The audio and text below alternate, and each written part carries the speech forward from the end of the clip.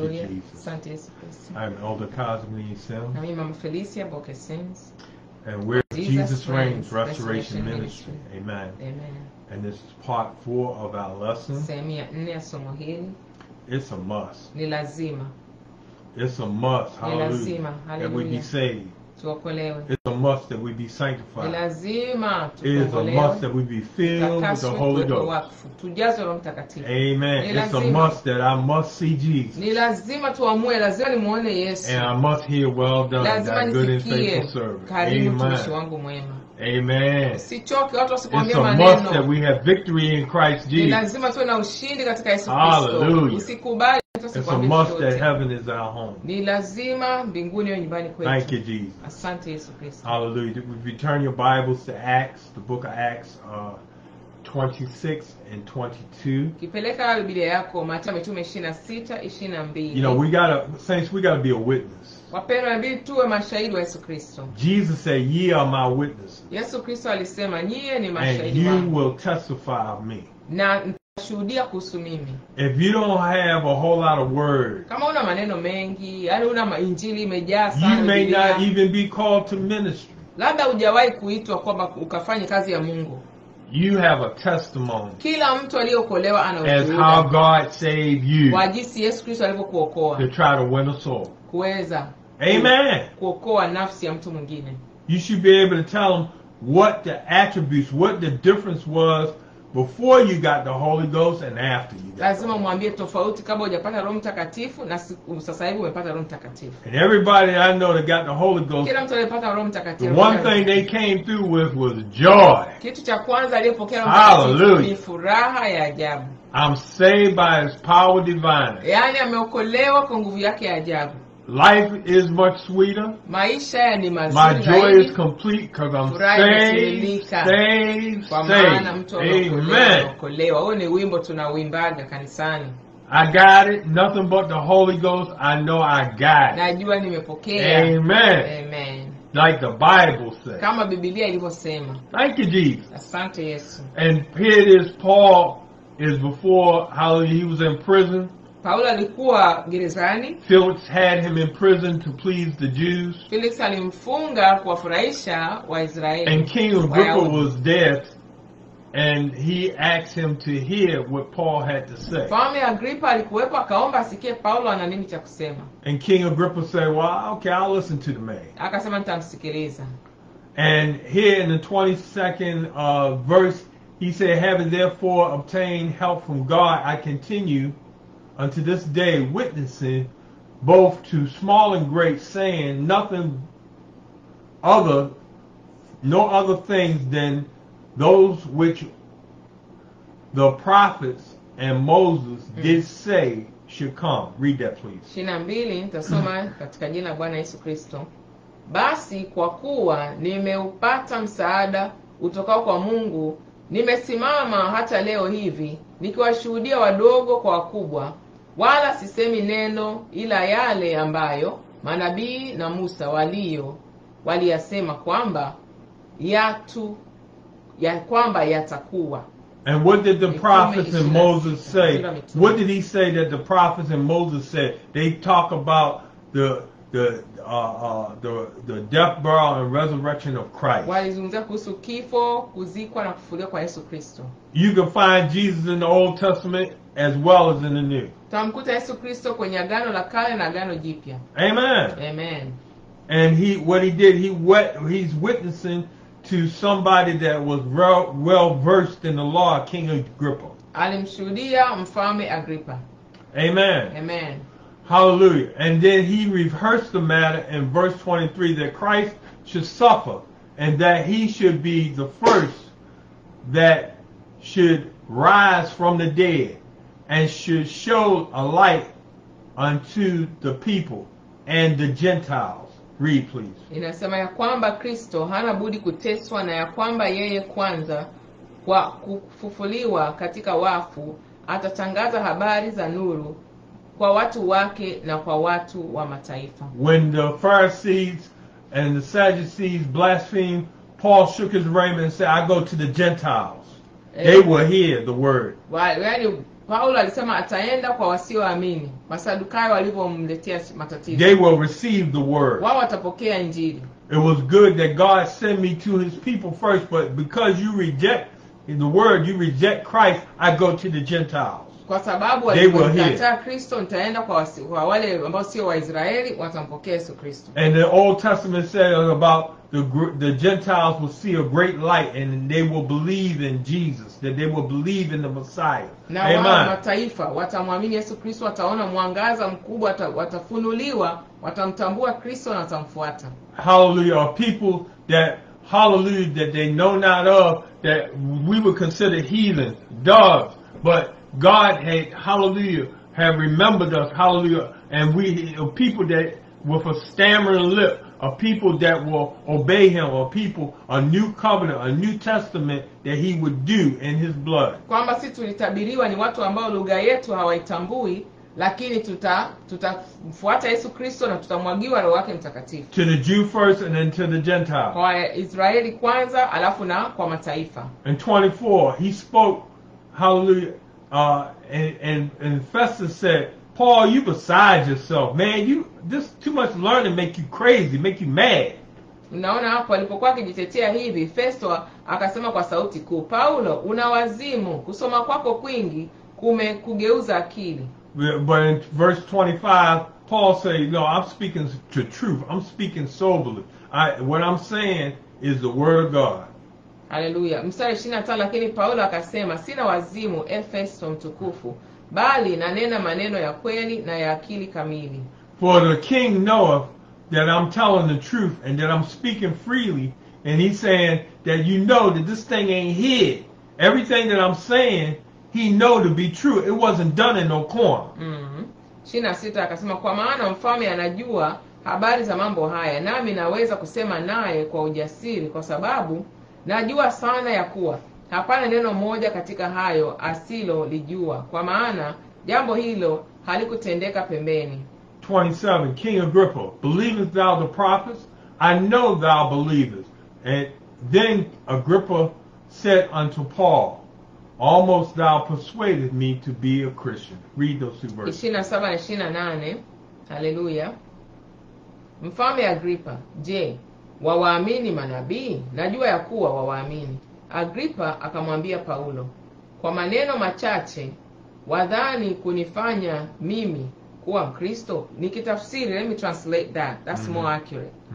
Mstari 28 kwa Kiingereza inasema, Mfalme Agrippa akamwambia Paulo, almanusura kidogo nishawishi mimi kuwa Mkristo.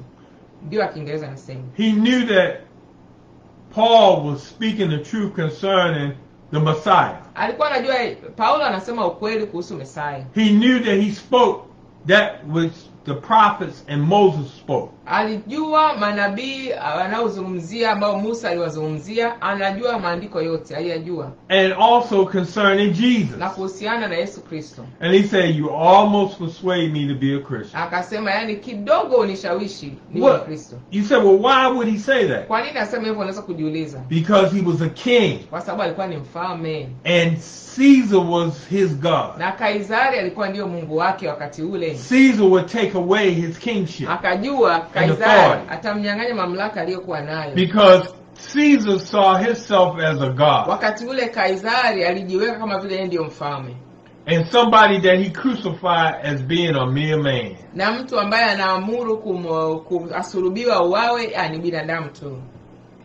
So he did not want to lose his authority as a king. Hakutaka kukosa mamlaka yake kama mfalme. And a lot of people do not want to lose their authority today. Siku za leo wengi wataka kukosa mamlaka or their yao. position, whether it be in government or music or acting or whatever it may be. Nafasi zao kwenye serikali, kwenye kucheza sinema, kwenye nyimbo hizi. They're not willing to exchange it for eternal life and faith in Christ. Hawako tayari kuziacha wapate uzima wa milele.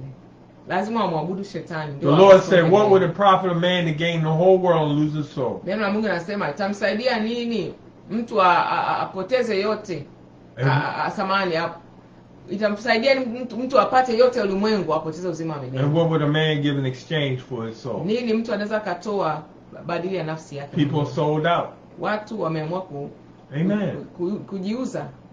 You almost persuaded me to be a Christian, Agrippa said. Agrippa alisema hivyo. Ni kidogo umenishawishi niwe Mkristo. 29. And Paul said, I would to God that not only thou, but also all that hear me this day, where both almost and altogether such as I am, except these bonds. Read, please. Akasema 26, Paulo akamjibu, namuomba Mungu kwamba ikiwa kwa machache au ikiwa kwa mengi, si wewe tu ila na hao wote wanao nisikia leo wawe kama mimi, isipokuwa vifungo hivi. Translate what I'm saying. Verses 30 through 32. Mstari 30 mpaka 32. King Agrippa, the conversation was over with. Mazungumzo yaliishia hivyo. And King Agrippa went privately to speak to Festus. Mfalme Agrippa akaenda pembeni faraga kuongea na Festus. And when he talked to him privately, he said, I see no wrong in this man that he's worthy of death or being locked up. Kufungwa au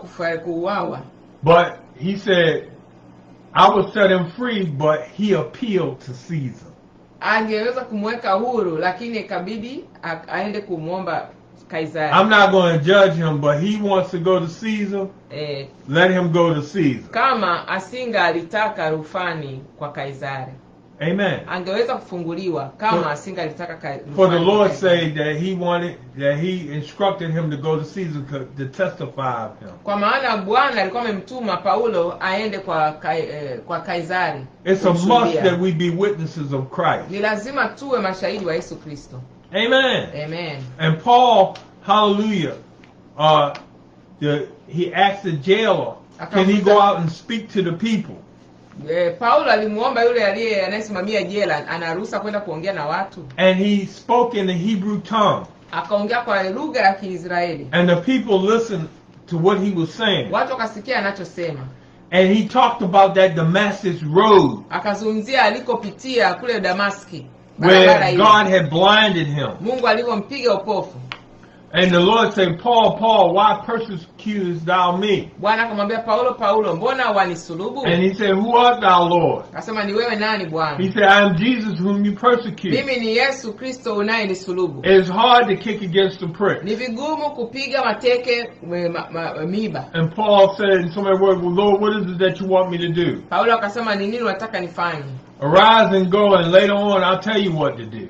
Akasema, wewe lala, ukiamka nitakwambia nini cha kufanya. And he had scales on his eyes. Amka nenda, nitakwambia nini cha kufanya. And the people said, away with him. We don't want to hear this. He's not fit to live. Akasema, hatutaki kumsikia huyo. But the point of saying that is that he gave his witness and testimony of the Lord. Lakini cha maana hapa ni kwamba aling'ang'ania kutoa ushuhuda wake kwa Yesu Kristo. Amen. Amen.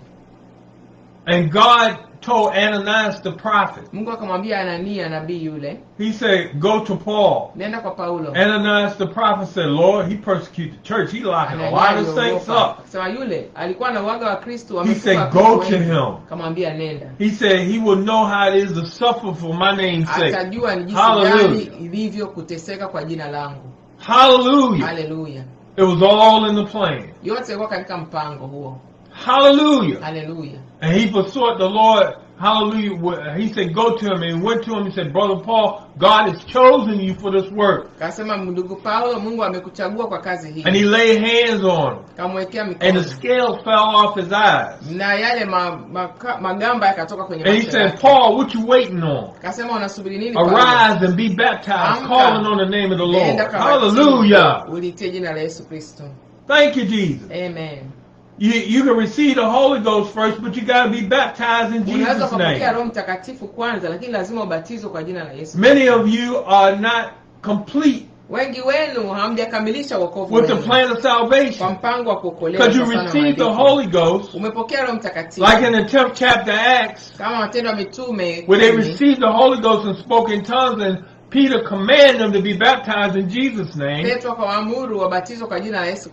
you can be baptized and you be turned waiting for the power of the Holy Ghost to come from on high. Au unaweza kubatizwa kwanza ukaendelea kujifunza maandiko na kumsihi Bwana kujaza Roho wake Mtakatifu. Jesus say, allow it to be so now. Yesu Kristo alisema turuhusu, for we must fulfill all righteousness. Ili tutimize maandiko. To be born again of the water and of the Spirit is the fulfillment of all righteousness. Kuzaliwa tena kwa maji na Roho ni kutimiza maandiko. And John the Baptist baptized Jesus. Yohana Mbatizaji alibatiza Yesu Kristo. He came straightway out of the water. Akainuka kutoka kwenye maji yale. The Holy Spirit, the Holy Ghost descended upon him like a dove from heaven. Mtakatifu akamwangukia kama hua. And God the Father said, Mungu Baba akasema sauti kutoka mbinguni, this is my beloved Son in whom I'm well pleased. Huyu ni mwanangu nipendezwaye naye. Hallelujah. Amen.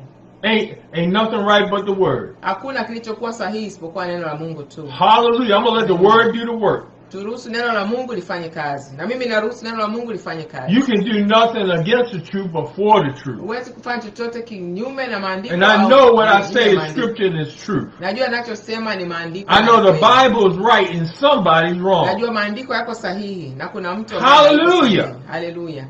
Thank you, Jesus. Asante Yesu. Titus 2 and verse 1 and 2. Tukiangalia kitabu cha Tito. But speak those things which become a sound doctrine.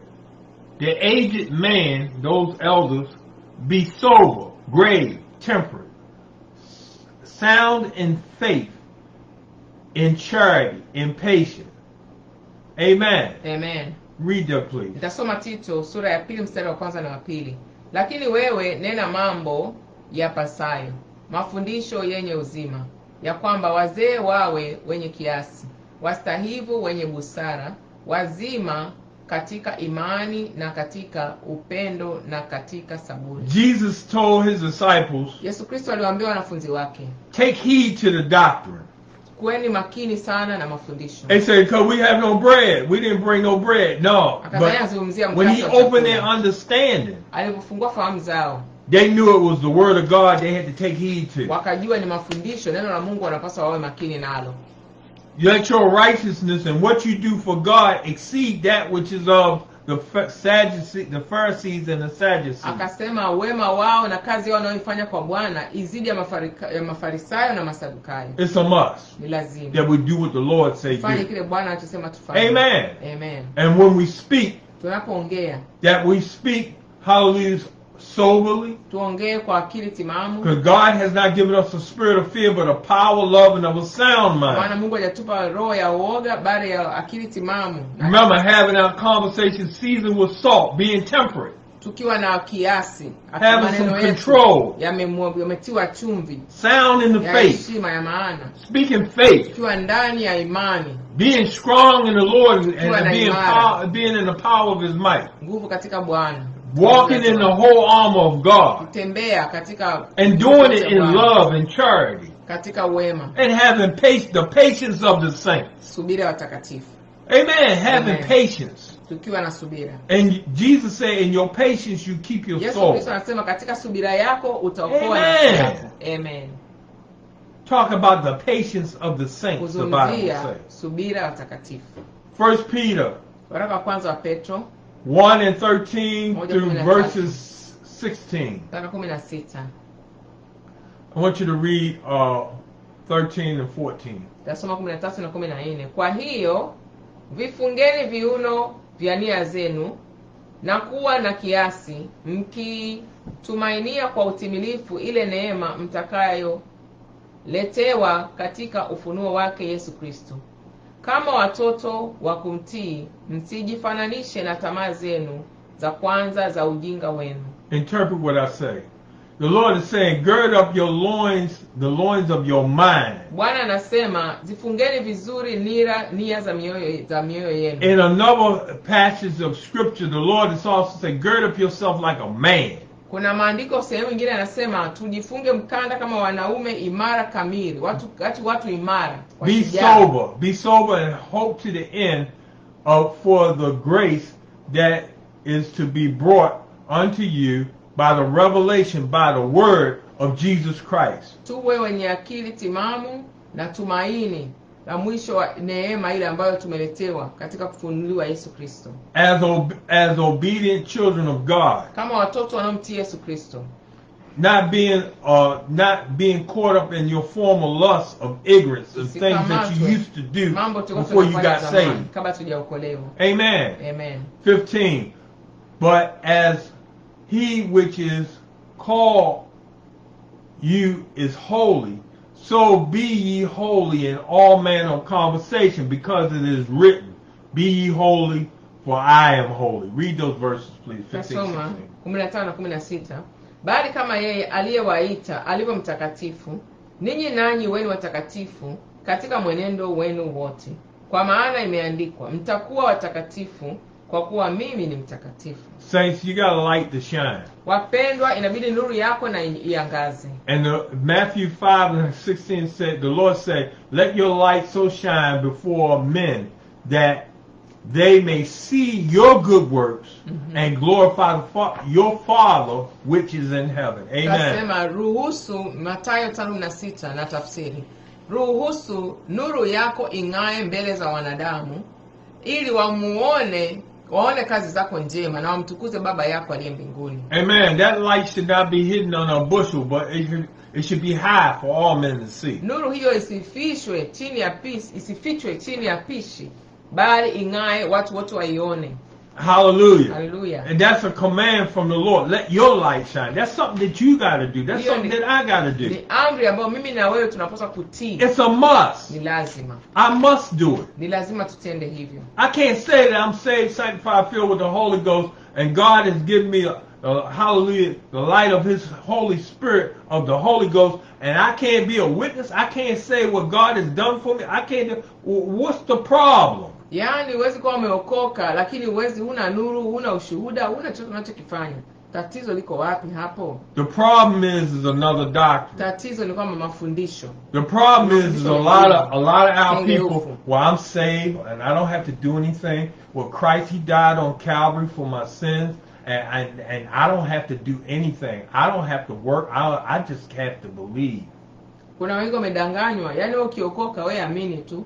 Huna haja kufanya kazi nyingine yoyote. And for this they are willingly ignorant. Kwa sababu hiyo wamekuwa na hiari ya kukosa ufahamu na hekima. Why? Because the Lord said, I have every man's reward in my hand according to his works. Kwa maana Bwana amesema ana thawabu mkononi mwake kwa kila mwanadamu sawasawa na kazi zake. He says in Revelation, I know your works. Amesema kwenye and I know how you defend the gospel. Najua kazi zako na jinsi but I have somewhat against you. Lakini na tatizo na wewe. Because you left your first love. Kwa maana umeacha upendo wako wa kwanza. And if you don't repent and get it right, usipotubu na kuanza I'm going to remove your candlestick. Nitaondoa kinara chako. I'm going to remove your light. Nitaondoa, yani ataumuua huyo mtu. Kuondoa kinara ni kumuua, ni kifo. We got to get it right. Inabidi tujirekebishe kabisa. James said, Yakobo alisema, as faith without works is dead. Imani bila kazi imekufa. I'll show you my faith by my works. Takuonesha kazi zangu kwa imani yangu sawasawa na kazi ninazofanya. As the body without the spirit is dead, kama ambavyo mwili bila roho imekufa, faith without works is dead also. Imani bila kazi za imani imekufa. Ain't nothing right but the word of God. Neno la Mungu ndio sahihi. So for somebody to say, well, I don't need to do anything. I don't have any works or anything. I believe God. I got the Holy Ghost. I got the Holy Spirit. I don't need to be doing it or all of that. Leave that for somebody else. If this gospel is, oh my God, it's hid to them that are lost. You putting yourself on a losing side. Idle mind is the devil's workshop. God sent them 2 by 2, his disciples. They heal the sick, raise the dead, cast out devils. Bwana aliwatuma watu wawili kwenda kufanya kazi za Mungu, kuombea watu, kuhubiri, kutoa watu mapepo. It was training day for them. Ilikuwa ni wakati wa kazi. And they came back rejoicing and said, Lord, even the devils were subject to your name. Wakaja wakasema, Bwana, hata wale they had to obey. Wanatii neno lako. He said, didn't I choose 12 of you and one of you is a devil? Akasema, si niwachagua nyinyi 12 na mmoja ni shetani kabisa, amejawa na shetani. If you ain't got no works, you better get some now, because the angels are writing everything that we say and everything that we do. It's going to be brought into the judgment. And remember those that had the servant that had the 10 talents, the one that had the 5, and the one that buried his and hid it and did nothing with God's money. Kumbuka wale wa talanta walioachiwa, yule mwenye talanta moja kaenda kuifukia kuificha kilichompata. He thought wrong. Alikosea. And he was cast out into outer darkness. Kwenye giza la milele. There was weeping and gnashing of teeth. Bado kuna kusaga meno. Amen. Amen. Here, Romans 14:5. Warumi 14:5. Thank you, Jesus. Asante Yesu. Read verse 5 and 6, please. Tasoma 5 na 6 katika jina la Yesu Kristo. Mtu mmoja afanya tofauti kati ya siku na siku, mwingine ana siku zote kuwa sawasawa. Kila mtu na athibitike katika akili zake mwenyewe. Yeye aadhimishaye siku huiadhimisha kwa Bwana, naye alaye hula kwa Bwana, kwa maana amshukuru Mungu, tena asiyekula hali kwa Bwana, naye pia amshukuru Mungu. Romans 14:5. One man esteemeth one day above another, another esteemeth every day alike. Like every man, let every man be fully persuaded in his own mind. Amen. Amen. He that regardeth the day regardeth it unto the Lord. Yes. And he regardeth not the day, to the Lord he doeth not regard it. He that eateth to the Lord, for he giveth God thanks. And he that eateth not to the Lord, he eateth not, and giveth God thanks. Amen. Amen. You know, certain things we eat that we don't offend. Kuna vitu mengine tunakula, okay. But if I don't want to eat something, if it's something of a ritual that somebody pray over in honor of another god over that meal, I will not eat. Sitakula nikiona huyu mtu ameomba miungu mingine kabla. Remember, we're not to eat or to bow down to any idol. We're not to give in to idols. Kumbuka atufanye or idol worship. Sishiriki katika mambo yake. There are different religions that, hallelujah, in the world that pray over food, that do various traditions, zinafanya mila na and we're to have no part ambazo Biblia imeshakataza. Amen. Wanamuombea Mungu wao kwa ile chakula, ile nyama, alafu wanapika watu wale. What fellowship is the house of God with Baal? Shirika gani na nyumba ya Mungu na Baali? Amen. Amen. None. Hakuna. Thank you, Jesus. Asante Yesu. And we're not to take on the doctrines of devils or to have fellowship with the devil. But to resist the devil that he may run, that he may flee. Amen. Amen. Thank you, Jesus. Yes. And here, so let every man be persuaded in his own mind and regard as to giving God glory, because whatever we do, wherever we go, save or unsaved, we're the Lord's. We were created in his image. We owe the Lord. Amen. Amen. And he says, verse 7, read verses 7 and 8. Mstari wa 7 na 8. Tasoma katika jina la Bwana Yesu Kristo. Kwa sababu hakuna mtu miongoni mwetu aishie kwa nafsi yake, wala hakuna afaye kwa nafsi yake.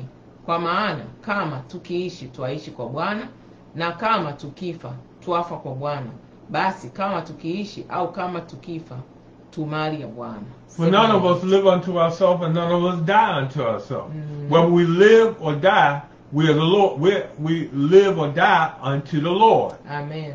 Whether we die unto the Lord. Whether we live, therefore, or die, we are the Lord's. Amen. Amen. We're God's people. Sisi ni watu wa Mungu. Tunaishi kwa ajili ya Bwana. But a lot of people, they resist the Holy Ghost. Kuna wengi wanampinga Roho Mtakatifu. They resist the name of Jesus. Wanapinga jina la Yesu Kristo. they, instead of blessing the name of Jesus, they cursed the baada ya name of Jesus. kulibariki wanalilaani.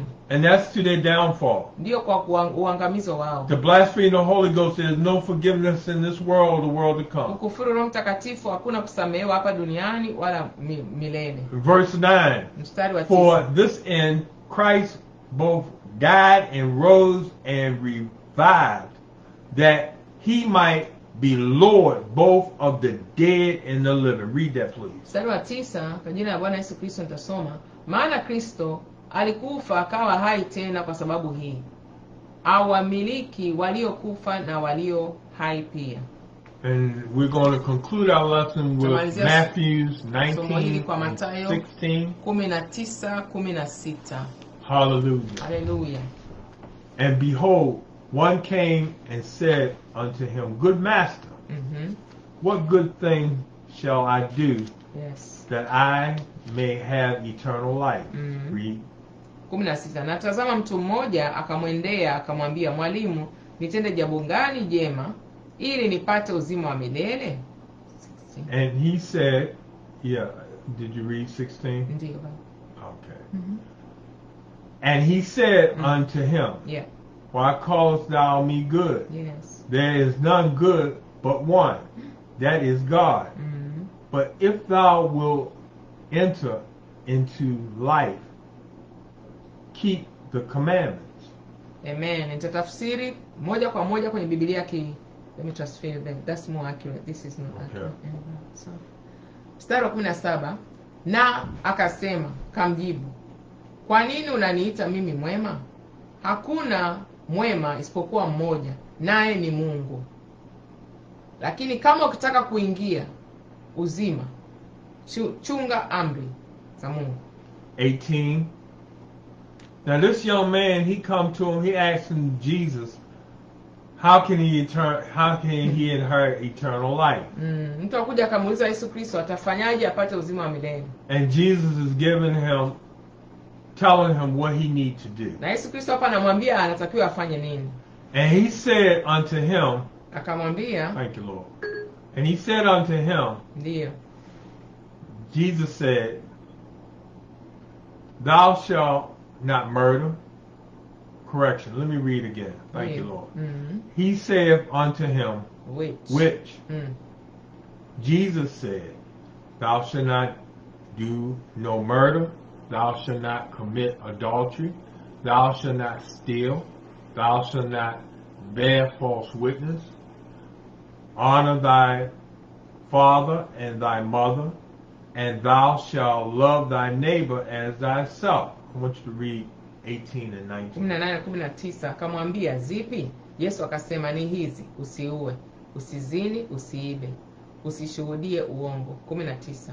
Waheshimu baba yako na mama yako, na mpende jirani yako kama nafsi yako. And the young man, 20, the young man said unto him, All these things have I kept from my youth up. What lacketh I yet? In other words, I kept all these things. What am I falling short of?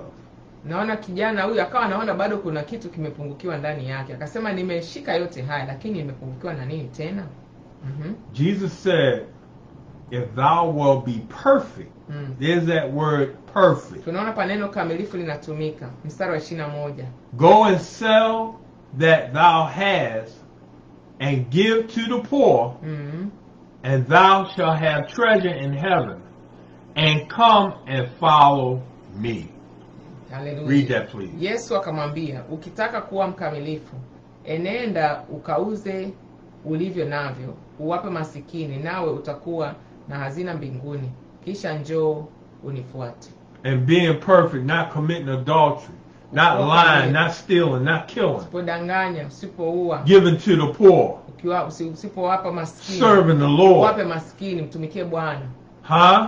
Amen. This is Jesus talking to him. Yesu Kristo anasema na kijana huyu, if thou would be perfect, taka kuwa mkamilifu, go and sell with all that you have. Go and sell that which you got. Kauze yote uliyokuwa nayo. And give it to the poor and come follow me. Alafu uje unifuate. Is this deviating from the lesson, or is it going along with the lesson? Hii inaendana na somo au inaenda kinyume na It's going somo? along with the lesson. Inaenda na somo. Because it's a must to enter into the kingdom of Manake ni God. lazima ili kuingia ufalme wa mbinguni. It's a must to be perfect before God in His righteousness. Umekamilifu mbele za Bwana. It's a must to have the Holy Ghost. Ni lazima kuwa na Roho Mtakatifu. And the Lord said on top of that, na Bwana hapo akasema, come and follow me. Njoo unifuate. He had the opportunity to go with God. Alikuwa na nafasi ya kumfuata Yesu Kristo. He didn't choose him as one of his disciples, but he had the opportunity. If he did that, God, having no respect of person, would have took him. Angekubali, Mungu angemchukua. Mungu hana upendeleo. Bwana angemchukua. But when the young man heard that saying, he went away sorrowful, for he had great possessions. Read. 22, yule kijana aliposikia neno lile, akaenda zake kwa huzuni kwa sababu alikuwa na mali nyingi. Then Jesus said unto his disciples, verily I say unto you, that a rich man should hardly enter into the kingdom of heaven. And again, I say unto you, it is easier for a camel to go through the eye of a needle than a rich man to enter into the kingdom of God. Indeed. Read those two verses. 23 na 24. Yesu akawaambia wanafunzi wake, amini nawaambieni ya kwamba itakuwa ni shida tajiri kuingia katika ufalme wa mbinguni. Nawaambia tena, ni rahisi zaidi ngamia kupenya tundu la sindano kuliko tajiri kuingia katika ufalme wa Mungu. And with the rich people today, we're to charge them matajiri siku ya not to leo be high-minded, ni kuwaonya wasiwe na kiburi, to do good, kutenda to mema, give to the poor, to Kuwapa distribute to masikini, the poor. kugawanya wawasaidie maskini. And pia, God will bless wenye them in kuhitaji. their giving, Bwana atawabariki kwa kutoa kwao. and it will count towards even eternal life and what they do for God's people. It's written in His Word. Itaandikwa neno lake na itahesabiwa thawabu. That's what we do. That's how we persuade the rich, Ndio tunavyowashawishi not just to give, but to repent before Watubu. God and trust in Him and do watoe good. na watubu mbele za Bwana. Amen. Nyenyekevu mbele za Bwana. But because he had many possessions, he wasn't about to give up anything hakutaka kuacha chochote, and not even to follow Christ. hata kumfuata Yesu Kristo. That's why the love of money is the root of all evil. Ndio maana kupenda pesa ndio chanzo cha maovu. You can't serve two gods. Huwezi kutumikia miungu Jesus miwili. said, you'll love one and hate the other. Utampenda mmoja utamchukia You mwingine. can't serve God and mammon. Huwezi kumchukia You Mungu. can't serve Jesus kumtumikia and Mungu your kwa money. pesa huwezi. Amen. Amen. Utapenda That's moja mammon. kuchukia kingine. Hallelujah. Amen. Verse, thank you, Jesus. 25. And I want you to be encouraged with these last few Naomba verses upewe moyo, utiwe moyo na maneno as a yafuatayo. reward for your faithfulness Kama to God. thawabu yako kwa uaminifu wako kwa Bwana. And when his disciples heard it, they were exceedingly amazed, saying, who then can be saved? Wanafunzi waliposikia walishangaa mno wakisema, ni nani basi awezaye kuokoka? But Jesus beheld them and said unto them, with men this is impossible, but with God all things are possible. Yesu akakazia macho akawaambia, kwa wanadamu hilo haliwezekani, bali kwa Mungu yote yawezekana. Then answered Peter and said unto him, behold, we have forsaken all and followed thee. What shall we have therefore? Read. Ndipo Petro akajibu akamwambia, tazama, sisi tumeacha vyote tukakufuata, tutapata nini basi? And Jesus said unto them, verily I say unto you, that ye shall have followed me into the regeneration when the Son of Man shall sit in the throne of his glory. Ye also shall sit upon 12 thrones, judging the 12 tribes of Israel. Read. Amen. Yesu akawaambia, amin nawaambia ya kwamba ninyi mlionifuata mimi katika ulimwengu mpya atakapoketi mwana wa Adamu katika kiti cha utukufu wake. Ninyi nanyi mtaketi katika viti 12, mkiwa hukumu kabila 12 za Israeli. 29 and 30, and every one that hath forsaken houses, or brethren, or sisters, or fathers, or mothers, or wives, or children, or land, for my name's sake, shall receive 100-fold, and shall inherit everlasting life. But many that are first shall be last, and the last shall be first. Read. Amen. Na kila mtu aliyeacha nyumba au ndugu wa kiume au wa kike au baba au mama au watoto au mashamba kwa ajili ya jina langu atapokea mara 100 na kuurithi uzima wa milele. Amen. Great is your reward in heaven. Amen. 30. Yes, 30. Lakini wengi walio wa kwanza watakuwa wa mwisho, na walio wa mwisho watakuwa wa kwanza. If you be risen with Christ, seek those things which are above, where Christ sitteth on the right hand of Taka God. kufufuliwa na Yesu Kristo, angalia ya mbinguni kwanza. Set your affection on those things which are heavenly. Weka mambo yako, akili yako, Amen. kipaumbele kwa mambo ya Where your mbinguni, treasures mambo ya are. ufalme. Hallelujah, in heaven. Ndiko hazina yako iko mbinguni. Amen. God got a reward for your faithfulness. Bwana ana thawabu na ujira kwa ajili ya Hallelujah. Amen. And the disciples say, well, you know, if the rich man can be saved, who can be saved? And we forsake everything for you, and what's going to be our reward for following you? And God said 100-fold. Unaona, wanafunzi wake akasema, tumeacha yote tumekufuata wewe, tutapata nini basi? Akawaambia, mtapokea thawabu mara 100. And remember, the Lord said that if you can't forsake your mother, your sister, your brother, you can't forsake even yourself for my name's sake, you cannot be my disciple. Mungu amesema usipojikana mwenyewe na mambo yote ya dunia na ndugu wote wa duniani hapa ambao Mungu ndio kawaumba. He that saveth his life shall lose it, but he that loses life for my name's sake shall have life eternal, shall be saved. Atakayejaribu kuokoa nafsi yake ataipoteza. And he said not only for his name's sake, not only for his name's sake, but also for the gospel. Sio kwa jina lake tu, bali kwa Injili. Amen. It's a must. Ni lazima wapendwa. Hallelujah. Hallelujah. Be encouraged. Mtiwa moyo mkuu. Continue to fast and pray. Endelea kufunga na kuomba. Continue to seek God's face. Endelea kutafuta uso wa Bwana. Continue to live holy. Endelea kuishi kwa utakatifu. Continue to sanctify yourself. Endelea kujiweka wakfu. Amen, because it's a must. Kwa maana ni lazima. May God be with you. Bwana awe nanyi.